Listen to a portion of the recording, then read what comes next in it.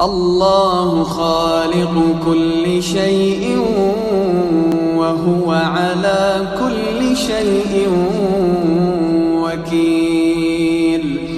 له مقاليد السماوات والأرض، والذين كفروا بآيات الله أولئك هم الخاسرون.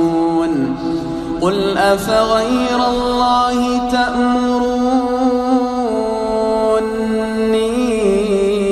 أعبد أيها الجاهلون؟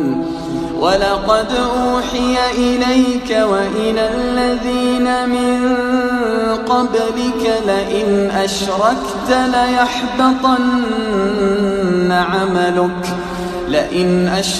ليحبطن عملك ولتكونن من الخاسرين. بل الله فاعبد وكن من الشاكرين.